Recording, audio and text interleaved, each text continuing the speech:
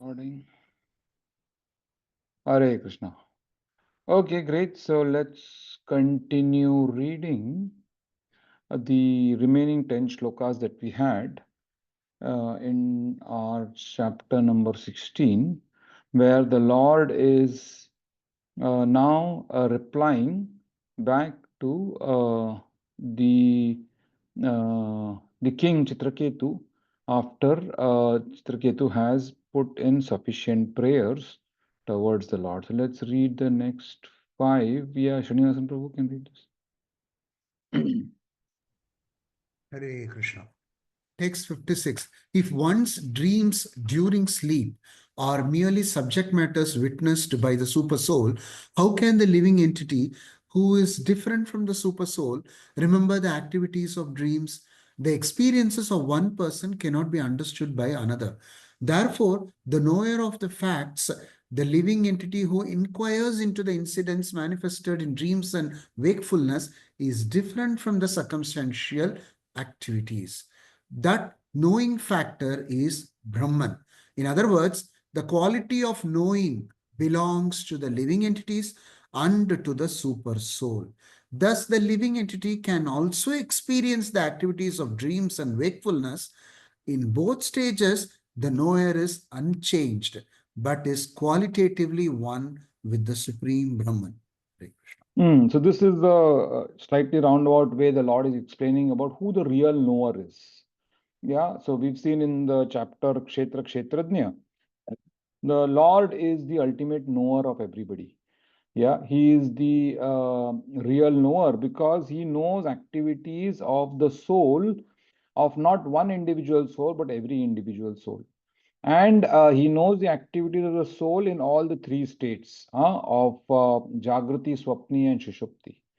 So therefore, he is the real person to whom we should ascribe to, and this super soul is nothing but the Supreme Brahman also. And again, Supreme Brahman comes from where? Comes from the Lord, as explained in Bhagavad Gita in the 9th chapter. Okay, let's read next. Hare Krishna. Text 57. When a living entity thinking himself different from me forgets his spiritual identity of qualitative oneness with me in eternity, knowledge, and bliss, his material conditional life begins. In other words, instead of identifying his interest with mine, he becomes interested in his bodily expansions like his wife, children, and material possessions. In this way, by the influence of his actions, one body comes from another, and after one death, another death takes place.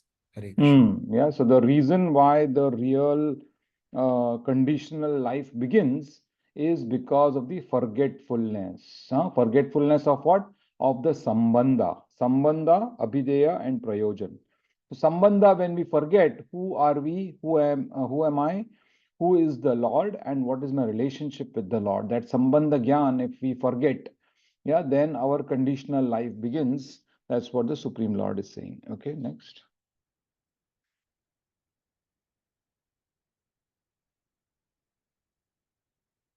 Hare Krishna. Text 58. A human being can attain perfection in life by self-realization through the Vedic literature and its practical application. This is possible especially for a human being born in India, the land of piety. A man who obtains birth in such a convenient position but does not understand his self is unable to achieve the highest perfection even if he is exalted to life in the higher planetary systems. So the real position of the jiva is to ensure his interest is in alignment with the interest of the Lord. Yeah, and therefore he applies this particular practical knowledge. Therefore, very important position point here the Lord makes. Perfection through what? Through Vedic literature and its practical application. So knowledge acquired through discovery, understanding, and application.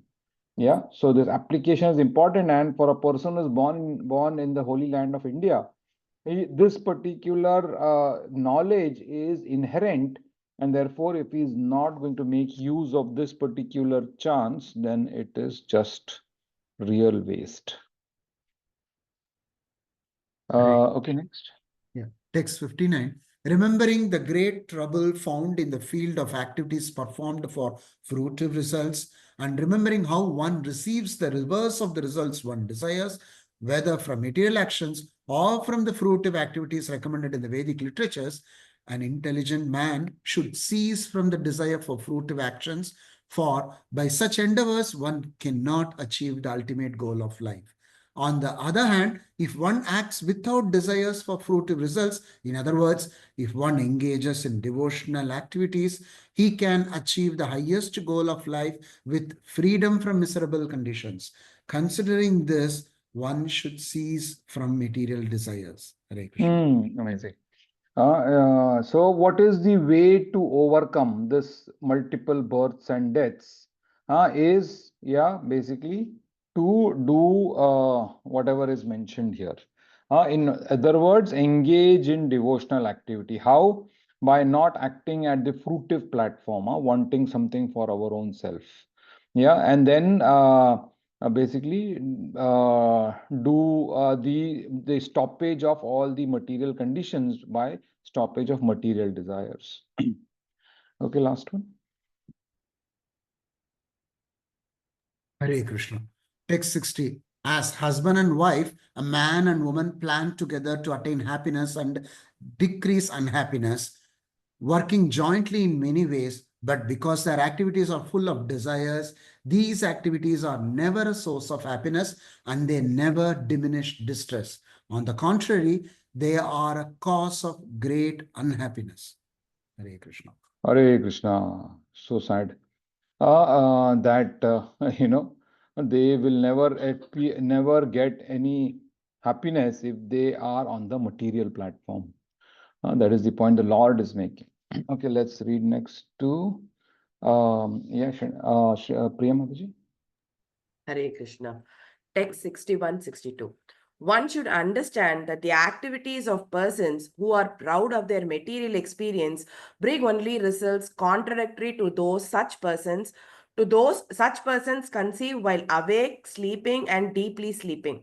One should further understand that the spirit soul, although very difficult for the materialist to perceive, is above all these conditions, and by the strength of one's discrimination, one should give up the desire for fruitive results in the present life and in the next. Thus, becoming experienced in transcendental knowledge, one should become my devotee. So the real way to therefore stop the material desires, it's not easy, is what is basically to understand who the real spirit soul is, who the doer of the activities. It's not the body, it's the spirit soul. Therefore, basically to know, Sambandha Jnana, to know who am I. And this discrimination, this power of discrimination has to be used. And then ensure I don't do any fruitive activities and become devotee of Lord Krishna and get released. Okay, next. Hare Krishna. Text 63. Persons who try to reach the ultimate goal of life must expertly observe the supreme absolute person and the living entity who are one in quality in their relationship as part and whole. This is the ultimate understanding of life. There is no better truth than this. Yeah, one must expertly observe the absolute supreme person and the living entity. Again, Sambandha Gyan related. Who am I? Who is the Supreme Lord? And what is my relationship? The relationship is as a part and whole. He's the master, I'm the servant. I am in alignment with what the master says. Okay, next two. Krishna. Text 64. O king, if you accept this conclusion of mine, being unattached to material enjoyment, adhering to me with great faith, and thus becoming proficient and fully aware of knowledge and its practical application in life, you will achieve the highest perfection by attaining me. Very nice. Yeah, so that's the conclusion of this. Again, like we discussed during our reading, this is more for everybody else. Chitraketu is already at some level of perfection, and he is already a devotee. Okay, next. Text 65. Sri Sukadeva Goswami continued, after thus instructing Chitraketu and assuring him of perfection in this way, the Supreme Personality of Godhead, who is the Supreme Spiritual Master, the Supreme Soul, Sankarshana, disappeared from that place as Chitraketu looked on. Very nice. Yeah, so that's how the Supreme Soul, Super Lord, he disappeared as Chitraketu looked on. Okay, very good. So let's continue further with our story of Chitraketu and Vritasura as we proceed to chapter 17. But any quick comments or thoughts to our previous chapter?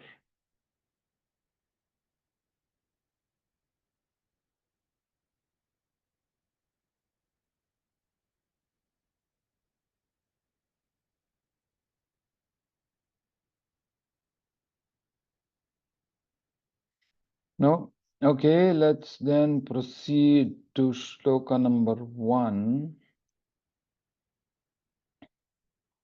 in chapter 17. Yeah, Prashant Prabhuji, please start. Hare Krishna. Shri Shuka Uvacha Yataschantarhitoऽnantस्तस्यै कृत्वा दिशे नमः विद्याधरश्चित्रकेतुश्चचार गगने चरः. Very nice. Srila Shukadeva Goswami said, after offering obeisances to the direction from which Ananta, the Supreme Personality of Godhead, had disappeared, Chitraketu began traveling in outer space as the head of Vidyadharas. So now anyway, he is been told that he has to lead the Vidyadharas. So he has taken up that particular position of the heavenly demigods as part of the ruler of Vidyadharas. And the Vidyadharas have this power, yeah, with which they can travel, transverse wherever they can. Okay, so that's what he's been doing in part of his ruling. Yeah, Mamta Mataji. Hare Krishna. Salaksham varsha lakshanam avyahata balendriyah stuyamano mahayogi munibhis siddha charanaihi kula chandre tronishu nana sankalpa siddhishu reme vidyadharastribhir gapayan harim ishwaram. Very nice. Being praised by great sages and saints and by the inhabitants of Siddhaloka and Charanaloka, Chitraketu, the most powerful mystic yogi, wandered about enjoying life for millions of years. With bodily strength and senses free from deterioration, he traveled within the valley of Sumeru mountain, which is the place of perfection for various kinds of mystic power. In those valleys, he enjoyed life with the women of Vidyadhara Loka by chanting the glories of the Supreme Lord Hare. So that is the important part. We might think the enjoyment was more material, but actually it is not material. It was at a spiritual level because he chanted the glories of the Supreme Lord with all the living people, living entities of the Sumeru mountain. Chitraketu, he was a most powerful mystic yogi. Yeah, so he lived for millions of years in that particular part. Srila Prabhupada makes this very important point. It is to be understood that Chitraketu, although surrounded by beautiful women from Vidyadhara Loka, did not forget to glorify the Lord by chanting the holy name of the Lord. Yeah, so that is the most important position. And it's been proved in many places that one who is not contaminated by any material conditions, a pure devotee engaged in chanting of the glories of the Lord, should be understood to be perfect. Now, so that is the perfection that comes from chanting of the holy names and the glorification of the Lord. Okay, let's read further what happens. Yeah, Rona Mataji. Hare Krishna. Ekada savimanena Vishnudaptena bhasvata Girisham drushe gacchana Paritam gachan Paritam siddhacharehi Alingaya ki krutam devim Alingayanki krutam devim. Alingaya kim krutam devim bahunamuni samsadi uvacha devya shunavantaya Jaha Sauchai Sa Dantike. Very nice. Translation. One time while King Chitraketu was traveling in outer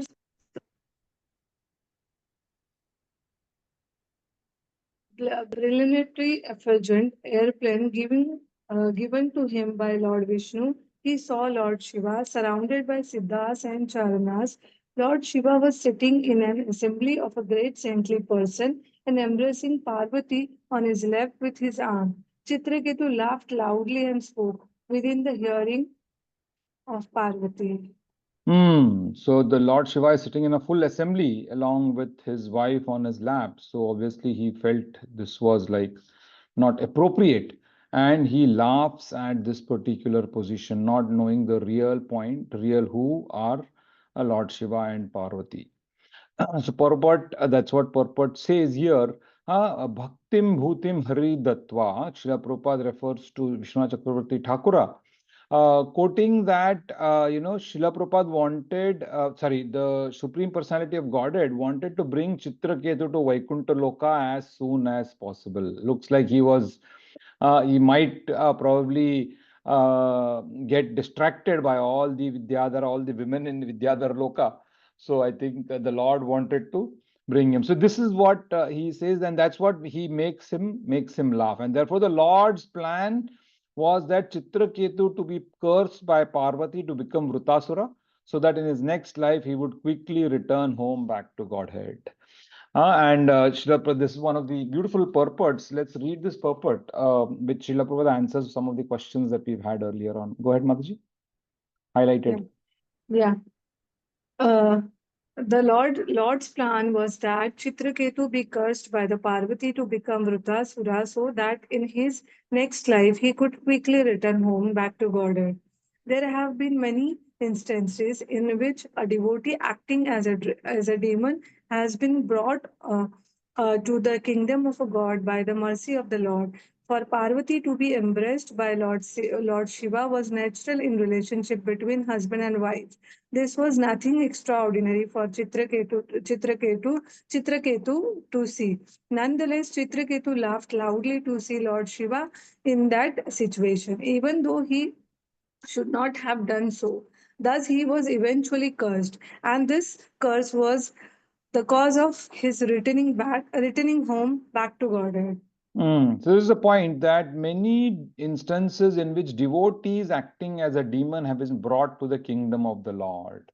Yeah, so the devotees, they are still stuck here in the material world in Krishna Lila or in the service of the Lord. The Lord then decides, okay, he has done enough service, now let him come back home.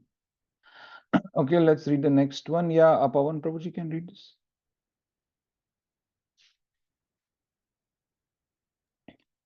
Hare Krishna. Hare Chitraketu Yuvaka Uvacha. Chitraketu Yuvacha Esh Loka Guru Sasha Dvam Dharmam. Dharmam Vakta Shariranam Very nice. Aste Mukhya Sabhaya Vai Mithuni Mu Bhyu Mithuni Bhuya. Bhayarya. Arya. Yeah. Very nice. Translation. Chitraketu said, Lord Shiva, the spiritual master of the journal populace, is the best of all living entities who have accepted material bodies.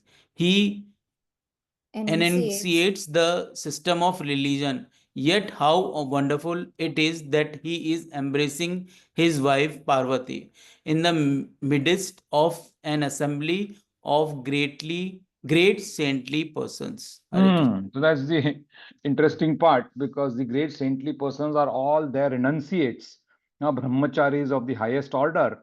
And what are they looking at? They're looking at Parvati sitting on the lap of Lord Shiva, and he is embracing her. So that's the funny part that Chitraketu finds, that how come Lord Shiva is the perfectionist of all the populace? He's a spiritual master. Vaishnavanam Yatha Shambhu, of all the Vaishnavas, he is the best. How is he doing this particular kind of a thing in front of all the brahmacharis and all the sages and everybody who is sitting there?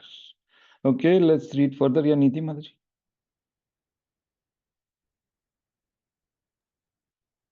Hare Krishna.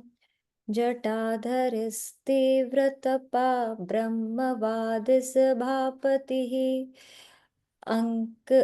अणकीकृत्य स्त्रियं चास्ते गतहस्त्रीः प्राकृतो यथा. Gatahri. Yeah, no problem. Go ahead. Translation: Lord Shiva, whose hair is matted on his head, has certainly undergone great austerities and penances. Indeed, he is the president in the assembly of strict followers of Vedic principles. Nonetheless, he is seated with his wife on his lap in the midst of saintly persons and is embracing her as if he were a shameless, ordinary human being. So that's the unfortunate consideration that he thinks that whatever is happening is something very ordinary. Yeah, whereas the sitting of Parvati on Lord Shiva's lap is nothing but a very, very, very transcendental. But people might not comprehend this. And therefore, Chitraketu, at least he was not of the common people. Common people might not understand, but the sages there could understand that whatever is happening here is not at all material. It's not lust in the normal lust form, whereas it is something very transcendental which is happening. So even though Chitraketu here knows the exalted position of Lord Shiva, but somehow still is not able to comprehend the action of Lord Shiva here. That's what he's saying. He's acting like an ordinary man. He was astonished. So Srila Prabhupada refers to Vishwanath Chakravarti Thakura, that although Chitraketu criticized Lord Shiva, he did not offend Lord Shiva like Daksha.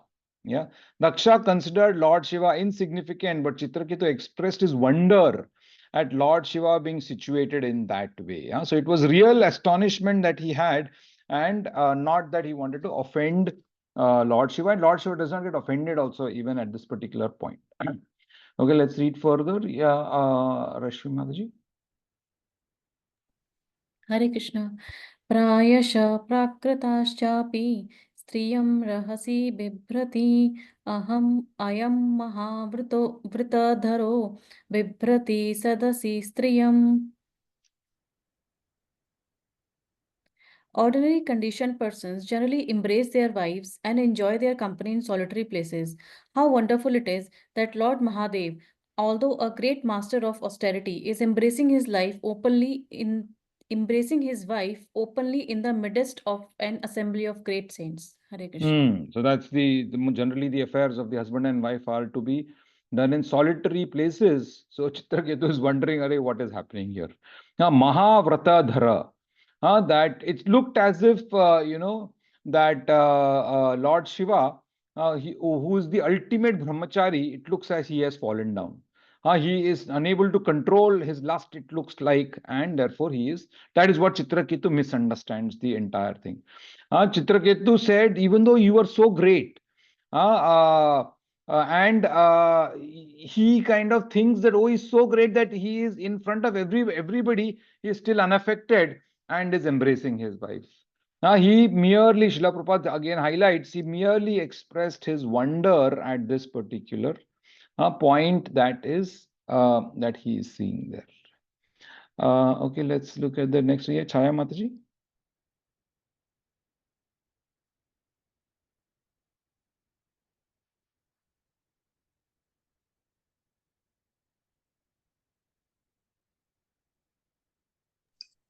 Hare Krishna, Shri Shukuvach, Bhagwanapi Tat Shrutva Prahasyagadhin Rapa Tushnim Babhuva Sadasi Sabhyascha Tadnuvrataha.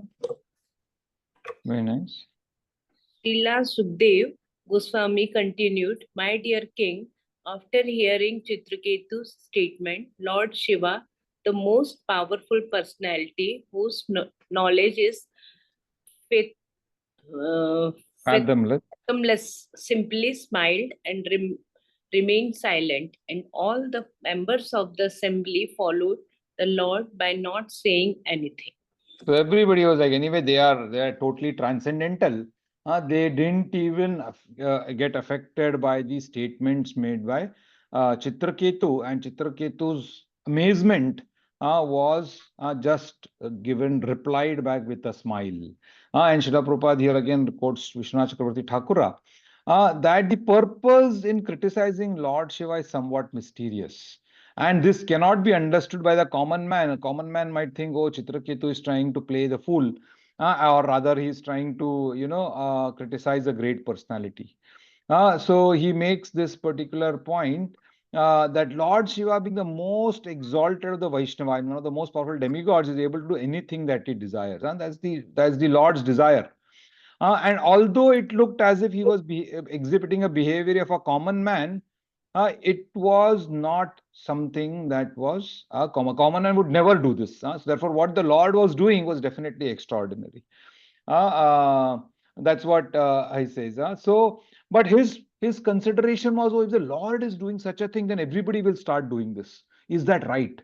Now, Lord Shiva is the highest of the brahmacharis. If he starts doing such kind of a thing, then will not everybody do? And Srila Prabhupada quotes this, Yadyad acharati shrestha tattat evetaro janaha, that whatever action great men perform, common men follow.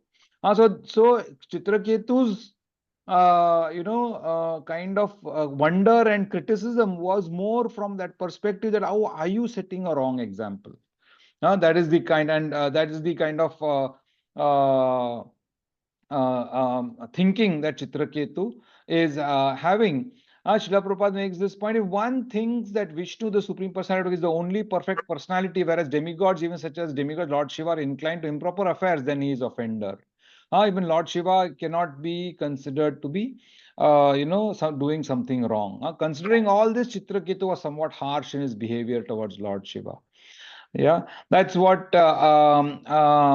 they think. But Lord Shiva does not get angry because they understood what was the purpose of Chitraketu's wonder. Even others understood, if Lord Shiva is not saying anything, who are we to say anything? Therefore, even though some of them might have felt, oh, he's blaspheming Lord Shiva, they just closed their ears and didn't do anything, basically. So that's where we will stop. Let's see what is the effect of this on Parvati, because she's the only one who is the other offended party. Yeah, Aruna Mataji, go ahead. Hare Krishna, Prabhuji. Prabhuji, I got one doubt. See, Chitraketu got the darshan of Lord Shankarsana. So it means he became a Sthita Pragya, right? Then only he got Already he a darshan. was a Sthita Pragya, therefore he got. So by seeing Mahadev and Parvati, then He should not have. Why? Correct. Yeah, so same thing can be said for Jay and Vijay. Yeah, or anybody who has this is all Lord's plan finally. Yeah, The Lord wanted Chitraketu, and therefore sarvasya chaham hridi sannivishto matta smritir jnanam apohanam cha. Yeah, so whatever the Lord gives, remembrance, forgetfulness, and knowledge, it all comes from the Lord. And the Lord said, Chitraketu, okay, enough, you've enjoyed enough now. I want you back in my kingdom. Yeah, and therefore use this as an exit. Give further knowledge to others. In this current position, you are not going to give knowledge, so you become Vritasura by doing this offense. Yeah, and automatically you will come back. So that's obviously the Lord's will and desire that Chitraketu forgot his position at that particular point of time, just like Arjuna, he forgets. Yeah, or just like Parikshit Maharaj, he was such an exalted king, there was no need for him to offend the sadhu by putting the snake around his neck. But things happen for a reason, so that the Bhagavatam could be spoken, so that Bhagavad Gita could be spoken. And that is why such a thing has happened. Yeah, But that here, Chitraketu has ac- offended. Rather not offended, he has just made a comment basically on. here action was so fast, Prabhuji, where just he got a darshan, and in next chapter, in this No. Next chapter, that is for us, yeah, but it is mentioned he spent millions of years. okay. He spent millions of years, and again, I don't know what good karma he had. He had millions of lives earlier, now he had millions of Vidyadhara women also along. So, so definitely he was a brilliant Kshatriya. Hare Krishna, Prabhuji, thank you. Hare Krishna. Yeah, Niti Mataji, go ahead. Hare Krishna, Prabhuji. Prabhuji, one reason is this one of the reason that because the Vidyadhar Lok women, they were so pretty, so even God did not want in the wildest of arrangement that he falls in his material this material desires. Yeah, exactly. And Possible. Yeah, maybe yeah, the Lord said, now that your karmic enjoyment of this particular. See, again, the Chitraketu, when he became, even at that particular point of time, the king, he had millions of wives. Obviously, he had a lot of great karmic, enjoyment probably left over. That's why he said, okay, you become Vidyadhara and ensure you help the Vidyadhara women also by chanting and enjoying with them. So we are not very clear here, or at least the clarity is in terms of that he did not do material enjoyment with the Vidyadhara women. He enjoyed through chanting of the holy names. Yeah, so he did devotional service, and did that devotional service gave him bliss. Yeah, that is the point here. Srila Prabhupada also makes that particular point in the purport. Yeah. So that is, and maybe that is what was the remaining karmic debt of Chitraketu, that he was anyway supposed to have more women as his wives. But the Lord, what did he say? Okay, you use your your karmic debt to preach to all of these other people also. So the Vidyadharas also got preached to by Chitraketu in his position as the leader of Vidyadharas, basically. Yeah, so that could be one understanding here. Hare Krishna. Yeah, Priya Mataji, go ahead. Hare Krishna, Prabhuji.